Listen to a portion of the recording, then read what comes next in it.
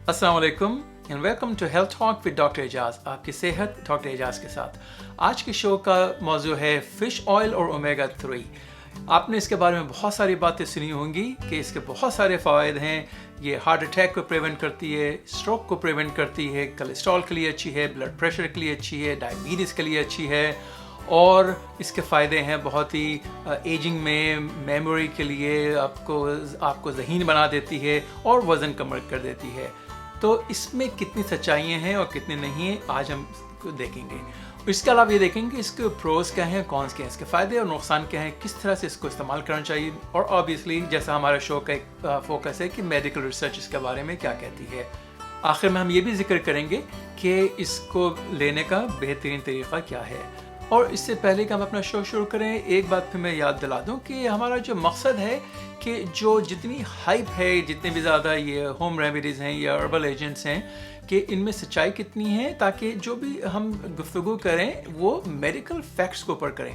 और ये भी याद दिलाना चाहिए हमें अपने आप को भी कि जो इवन जो मेडिकल फैक्ट्स हैं वो डिपेंड करते हैं जो मेडिकल रिसर्च है, और वो मेडिकल रिसर्च क्योंकि चेंज होती रहती है तो मेडिकल फैक्ट्स भी चेंज होते रहते हैं। तो हम सिर्फ ये कह सकते हैं जो आजकल के जो एग्जिस्टिंग रिसर्च है उसके बेसिस के ऊपर क्या फैक्ट्स हैं, तो वो आज हम डिस्कस करेंगे फ़िश ऑयल पे और ओमेगा 3 पे। और अगर आपको प्रोग्राम पसंद आए तो सब्सक्राइब का बटन ज़रूर हिट करें और साथ में बेल आइकॉन को भी, ताकि जैसे नई वीडियो अपलोड हो आप तक फ़ौरन पहुंच जाए। पहले ये देखें कि फ़िश ऑयल में कैसी चीज़ है, क्या चीज़ है जो ये मुफीद है। इसके अंदर विटामिन ए भी है, विटामिन डी भी है, लेकिन जो इसके जितने भी फ़वाइद हम आप जिक्र करेंगे वो उसकी बेसिस है कि इसके अंदर ओमेगा 3 फैटी एसिड्स होते हैं, जो कि अच्छे फैटी एसिड्स होते हैं। और दो किस्म के फैटी एसिड्स हैं फ़िश ऑयल में, एक तो है EHA और दूसरा है DHA। तो इसके बड़े लंबे नाम हैं, आप अगर इसरार करेंगे तो उसको बता देते हैं। एक तो है EPA जो आइकोसा पेंटोनोइक एसिड है, repeat after me, eicosa pentanoic acid EPA, और दूसरा है DHA docosa hexanoic acid, repeat after me, docosa hexanoic acid और DHA। चलें ठीक है, आप सिर्फ याद रखें EPA और DHA। अब आप ये आके देखें कि इसके प्रोज क्या हैं, यानी इसके क्या क्या फ़ायदेमंद हैं किन चीज़ों में, तो हम उसको वन बाय वन डिस्कस करते हैं। तो अभी देखें कि ये इसके मेडिकल रिसर्च के बारे में क्या कहती है। और नंबर 1 जो कैटेगरी है वो है सबसे ज़्यादा जो इफ़ेक्टिव है। तो हमने जितने भी अब तक अपनी होम रेमेडीज़ या हर्बल एजेंट्स डिस्कस किए अपने शोज़ में, जैसे इसके अंदर हल्दी है, कलौंजी है या सिनेमन थी, उसमें हमने कोई सी भी इस कैटेगरी में देखा था कि जो कि इफ़ेक्टिव थी, जो हाईएस्ट लेवल है रिसर्च का। ये फ़िश ऑयल में ऐसा है कि रिसर्च ऐसे जिसने शो किया वो है इफ़ेक्टिव। वो कौन सी कंडीशन है? वो है हाई ट्राइग्लिसराइड्स। वो भी जैसे बहुत जो बॉडी फैट्स होते हैं या जो ब्लड में जो लिपिड्स होते हैं या फैट्स होते हैं, मुख्तलिफ किस्म के होते हैं। जो बैड कोलेस्ट्रॉल है वो LDL है, जो गुड कोलेस्ट्रॉल है वो HDL है। एक और किस्म के लिपिड्स होते हैं, इनका नाम होता है ट्राइग्लिसराइड्स। तो फ़िश ऑयल ट्राइग्लिसराइड्स को कम करता है। तो मेडिकल रिसर्च में शो किया है कि 20 से 50% तक लेवल्स कम हुई हैं। और ख़ासतौर पर जब वो उन्होंने प्रिस्क्रिप्शन फ़िश ऑयल यूज़ की, जबकि वो जो सप्लीमेंट्स आते हैं फ़िश ऑयल के वो भी मुफीद हैं, लेकिन जो जिस तरह से जो प्रिस्क्रिप्शन स्ट्रेंथ थी, जो प्योरीफाइड भी फॉर्म होती है, उसने शो किया कि ये बहुत इफ़ेक्टिव है। तो आइए अब ये देखें कि और दूसरी कैटेगरीज जो हैं वो कौन कौन सी हैं। तो जो इफ़ेक्टिव थी उसके बाद जो है वो है लाइकली इफेक्टिव, उसमें कोई कंडीशन नहीं है। लेकिन उसके अलावा जो तीसरी थी लेवल वो थी पॉसिबली इफेक्टिव, उसमें बहुत सारी कंडीशंस हैं। तो उनमें से चंद का मैं जिक्र करता हूँ। नंबर 1 तो ये है कि जिनको जब एंजियोप्लास्टी होती है तो जब वो बाज़ दफ़ा आर्टरीज दोबारा से श्रिंक या ब्लॉक होना शुरू हो जाती हैं, तो जिन लोगों ने फ़िश ऑयल लिया था तो उनका जो री ब्लॉकेज का रेट था वो कम हो गया था। और इसी तरह जब फ़िश ऑयल यूज़ किया बाईपास सर्जरी में, तो फ़िश ऑयल ने रिड्यूस कर दिया जो आर्टरीज ब्लॉक होना शुरू हो जाती हैं। तीसरी कंडीशन है हाई ब्लड प्रेशर। तो जिनको मॉडरेट से बहुत सीवियर हाई ब्लड प्रेशर होता है तो फ़िश ऑयल उसको कम कर सकती है, ख़ासतौर पर अगर जब ये और जो मेडिकेशंस ले रहे होते हैं हाई ब्लड प्रेशर के लिए, अगर उनको एक साथ कंबाइन करके इस्तेमाल करें तो फ़िश ऑयल जो हाई ब्लड प्रेशर मेडिकेशन की इफ़ेक्टिवनेस है उसको और बढ़ा देता है। और एक और कौन सी कंडीशन है, वो है हार्ट फेलियर। उसमें उन्होंने शो किया कि जो फ़िश लेते हैं 1 से 2 सर्विंग्स पर वीक, وہ ہارٹ فیلئر میں مفید ہو سکتی ہیں، لیکن جو سپلیمنٹس تھے وہ اتنے افیکٹو نہیں تھے. تو یہ یاد رکھیں کہ 3 ڈفرینٹ چیزیں ہیں کہ ہم اس وقت بات کر رہے ہیں. ایک تو ہے فش، جو مچھلی خود آپ جو کھاتے ہیں غذا کے طور پہ.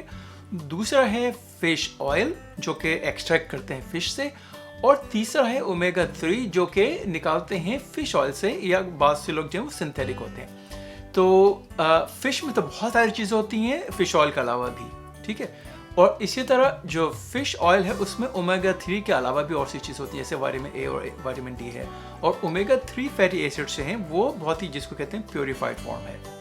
تو یہ یاد رکھیں جو بھی ہم ریسرچ کو دیکھیں تو وہ یہ دیکھنے والی بات ہے کہ انہوں نے یوز کیا انہوں نے یا تو فش آئل یوز کیا، یا اومیگا 3 سپلیمنٹس استعمال کیے، یا فش.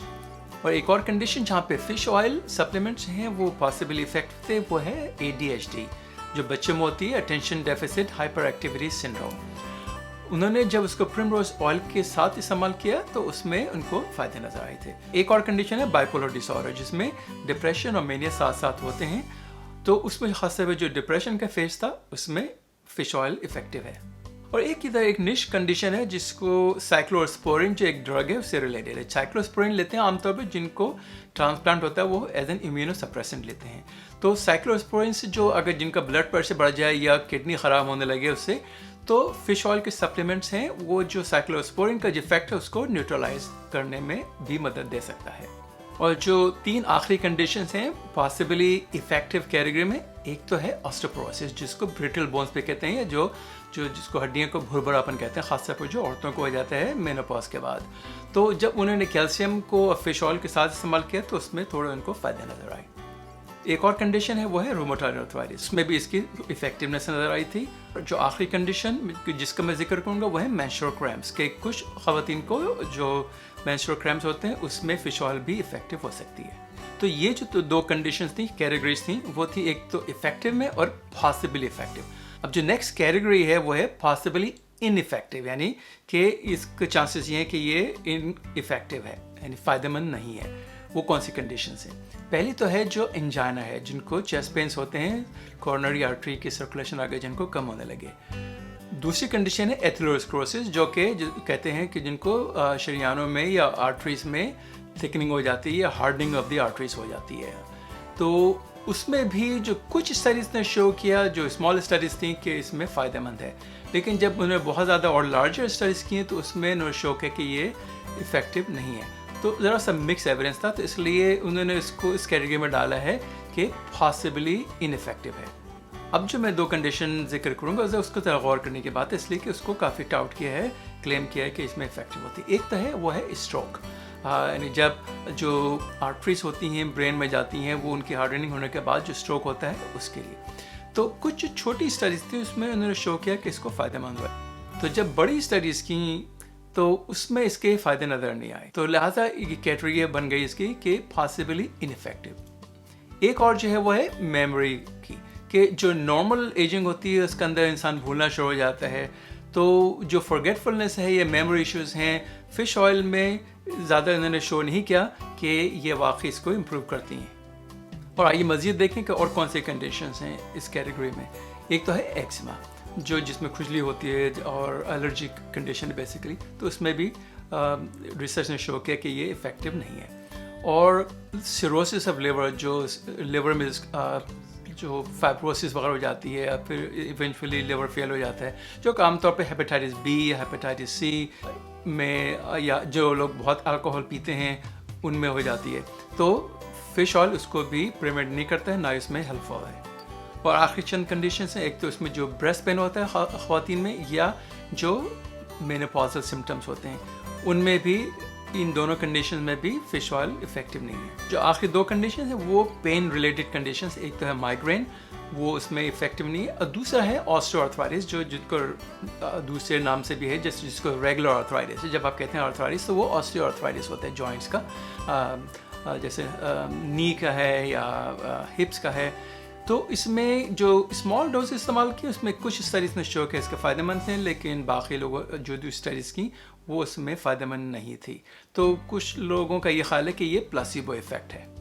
تو آئیے چلیں اب ہم نیکسٹ کیٹیگری پہ، وہ ہے لائکلی ان افیکٹو. وہ کنڈیشن ہے ڈائبٹیز.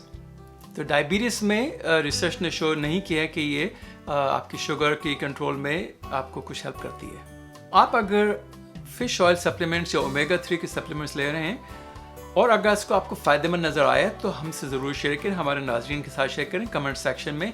ख़ास तौर पर अगर ये आपको आर्थराइटिस में या डिप्रेशन में या आपके ब्लड प्रेशर में या कोलेस्ट्रॉल में आपको फ़र्क पड़ा हो तो ज़रूर हम सबके साथ शेयर करें। तो अब जो नेक्स्ट कैटेगरी वो है इनसफिशिएंट एविडेंस, यानी कि ना ही हम इसको कह सकते हैं मुफीद है, ना ही कह सकते हैं कि ये नुकसानदेह है या फ़ायदेमंद नहीं कर रही है। वो कंडीशन कौन सी हैं? उसमें से दो जो एलर्जिक कंडीशन है, एक तो है फीवर और दूसरा है एज़मा। जो एक कंडीशन है वो जो बहुत ज़्यादा जिसके बारे में हाइप है वो है वेट लॉस का, वज़न कम करती है कि नहीं करती है, तो इसके बारे में इनसफिशिएंट एविडेंस है। तो जो कुछ स्टडीज़ ने शो किया कि जो फ़िश ऑयल है वो खुद वेट कम करने में मुफीद नहीं है। हालांकि जो अगर आप फ़िश लें 1 से 2 सर्विंग्स पर वीक, वो शो करता है कि हाँ वो आपको वेट लॉस में हेल्प कर सकती हैं, खासतौर पर अगर वो एक्सरसाइज से कंबाइन करें। तो लिहाजा यहाँ पे एविडेंस मिक्स्ड है। तो लिहाजा जो फ़ायदा है वो है फ़िश का, यानी जो आप ग़िज़ा के तौर पे खाएं। अच्छा, फिर अब आ जाएँ स्ट्रोक को एक दफ़ा फिर से। तो जो रिसर्च ने शो किया कि जो अगर फ़िश ऑयल लें तो वो इतने फ़ायदेमंद नहीं था स्ट्रोक को प्रिवेंट करने में, लेकिन अगर आप फ़िश इस्तेमाल करें हफ्ते में 1 या 2 दफ़ा नॉन फ्राइड फ़िश तो वो 27% रिस्क कम कर देता है स्ट्रोक का। लेकिन अगर आपने फ़िश बहुत ज़्यादा मकदार में इस्तेमाल करना शुरू कर दी, जैसे मोर देन 46 ग्राम से डे, तो उसमें शो किया कि उसका रिस्क एक्चुअली वो बढ़ा देते हैं। तो in conclusion American heart association recommend ये करती है कि आप हफ्ते में 1 से 2 दफ़ा नॉन फ्राइड फ़िश ज़रूर खाया करें। और कौन सी कंडीशन जिसमें इनसफिशिएंट एविडेंस है? एक तो है हार्ट डिजीज़ की प्रिवेंशन में, उसके अंदर कन्फ्लिक्टिंग हैं, कुछ ने कहा हाँ ये शो किया फ़ायदेमंद है, कुछ ने शो नहीं किया कि ये फ़ायदेमंद है। दूसरा अल्ज़ाइमर्स डिजीज़ या कैटरेक्ट्स होते हैं जिनको मोतिया भी कहते हैं। और फिर आए कैंसर की तरफ दोबारा से, कोलन कैंसर है या रेक्टम का जो कैंसर है, ये कैंसर इन जनरल, उसके बारे में भी ये मिक्स रिपोर्ट्स हैं कि ये फ़ायदेमंद है कि नहीं है। अच्छा, अब आए डिप्रेशन की तरफ। तो डिप्रेशन में भी है कि जो लोग फ़िश खाते हैं रेगुलरली उसमें देखा गया कि वो उनका डिप्रेशन की जो इंसिडेंस है वो कम है। लेकिन जो लोग फ़िश ऑयल सप्लीमेंट्स ले रहे हैं अगर, तो उसमें शो नहीं किया कि वो आखिर उसने डिप्रेशन को कम किया। तो ये ज़रा कन्फ्लिक्टिंग एविडेंस। लेकिन जैसे अभी हमने पहले भी शो किया था या जिक्र किया था कि ओबेसिटी है जैसे या स्ट्रोक है, उसमें फ़िश और फ़िश ऑयल में थोड़े से कन्फ्लिक्टिंग एविडेंस थे। तो ये हो सकता है कि जो इसमें जो 2 फैटी एसिड्स हैं EPA और DHA, उसमें जो EPA है उसमें तो शो किया है कि हाँ वो डिप्रेशन को डिक्रीज कर सकता है, लेकिन DHA ने इसमें इतना शो नहीं किया है। तो आप अगर इस वक्त कंफ्यूज हो चुके हैं कि इतनी बहुत सारी कंडीशंस हैं, किस में ये इफेक्टिव है, किस में लाइकली इनफेक्टिव है, किस में लाइकली इफेक्टिव है या पॉसिबली इफेक्टिव है, फिक्र नहीं करें, हम उसको एक लिस्ट बना के अपने यूट्यूब के जो साइट है उसमें भी डाल देंगे और उसमें स्लाइड्स भी एक होगी। तो अब आप देखें कि इसको इस्तेमाल करने का बेहतरीन तरीका क्या है। आपको अंदाज़ा ऑलरेडी हो चुका होगा कि सबसे बेहतरीन चीज़ तो ये कि आप फ़िश लें, खाएं हफ्ते में 1 से 2 दफ़ा।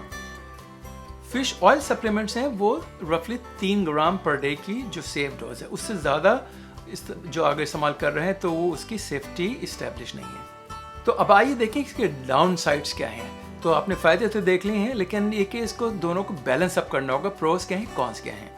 तो सबसे एक तो ये है कि आपको सबको मालूम होगा कि फ़िश खाने से, फ़िश ऑयल लेने से स्मेल आ जाती है, राइट। तो उसमें बाज़ लोगों को अगर बहुत ख़ास तौर पे बहुत रेगुलरली इस्तेमाल करें, बहुत ज़्यादा मकदार में इस्तेमाल करें तो ब्रेथ में भी आती है, बाज़ लोगों को स्वेट में भी थोड़ी सी स्मेल आती है।